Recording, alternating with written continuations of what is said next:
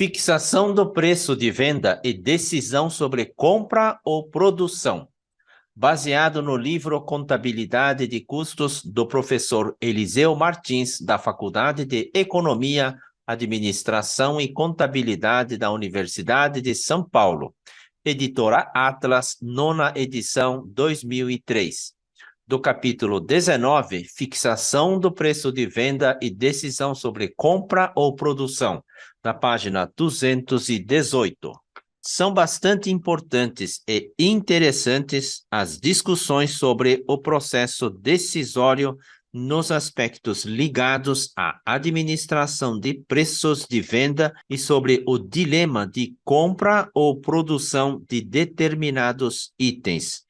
E bem mais fáceis se tornam quando analisados sob a luz do custeio variável. Fixação do preço de venda. É generalizada a ideia de que uma das finalidades da contabilidade de custos é o fornecimento do preço de venda. Vamos aqui discutir um pouco sobre se é possível isso ou não e se essa ideia pode mesmo ser aceita de forma incontestável. Para administrar preço de venda, sem dúvida é necessário conhecer o custo do produto. Porém, essa informação por si só, embora seja necessária, não é suficiente. Além do custo, é preciso saber o grau de elasticidade da demanda, os preços de produtos dos concorrentes, os preços de produtos substitutos, a estratégia de marketing da empresa, etc. E tudo isso depende também do tipo de mercado em que a empresa atua, que vai desde o monopólio ou do monopsônio até a concorrência perfeita, mercado de commodities, etc. O importante é que o sistema de custos produza informações úteis e consistentes com a filosofia da empresa, particularmente com sua política de preços.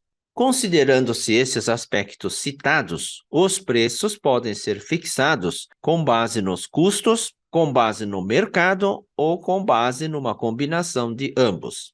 Então vamos lá, formação de preços com base em custos. Nesta forma de calcular preços, preço de dentro para fora. O ponto de partida é o custo do bem ou serviço apurado, segundo um dos critérios estudados: custeio por absorção, custeio variável, etc.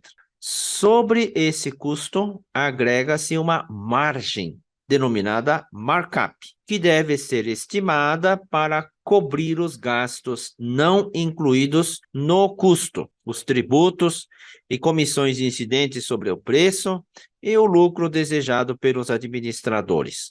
Suponhamos uma situação bastante simples que apresente os seguintes dados, baseado no custeio por absorção. Vamos lá. O custo unitário, R$ 8,00. Despesas gerais e administrativas, seja de 10% da receita bruta. Esses 10% trata-se de despesas operacionais fixas. O percentual é uma estimativa, que uma empresa tira a média de um período em relação à receita de faturamento e chega nesses 10%. Depois, comissões dos vendedores, 5% do preço de venda bruto. Tributos incidentes sobre o preço de venda, 20%. Margem de lucro desejada, 5% sobre a receita bruta. Então, o markup seria calculado da seguinte forma: os 10% das despesas gerais e administrativas, mais 5% da comissão, mais 20% de impostos e mais 5% de margem de lucro desejada. A soma desses 4 componentes dá 40% sobre o preço de venda bruto, o chamado markup. Então, o preço de venda será o custo acrescido de 40% do preço de venda. Então, vejamos como fica. O preço de venda é igual a R$ 8,00 mais 0,4 vezes preço de venda, que é 40% do preço de venda. Então, a equação de primeiro grau fica preço de venda, o ponto 40 que está mais do lado direito passa para o lado esquerdo, ficando menos ponto 4 vezes preço de venda, que é igual a R$ 8,00, que é o custo unitário. Então, o preço de venda, o PV menos 0,4, fica 0,6 PV, porque é 1 PV menos 0,4 PV. Fica 0,6 PV é igual a R$ 8,00 o custo. Então, o preço de venda é igual a R$ 8,00, que é custo, dividido por 0,6. O preço de venda resultante será, então, R$ 13,33. Por esse método, o preço de venda seria fixado em R$ 13,33. Este preço de R$ 13,33 seria, então, uma referência sujeita a ajustes para mais ou para menos, de acordo com as condições de mercado e com negociações específicas com cada cliente, talvez transação a transação. Algumas observações importantes. Primeiro, o custo deve ser o de reposição, e é à vista e em moeda corrente. Assim, o preço calculado também é para venda à vista. Segundo, para calcular preços de venda a prazo, é necessário embutir os encargos financeiros correspondentes. Terceiro, se o critério de custeio for variável, então o markup terá que ser acrescido de um percentual estimado para cobrir os custos fixos de produção, não incluídos no custo do produto.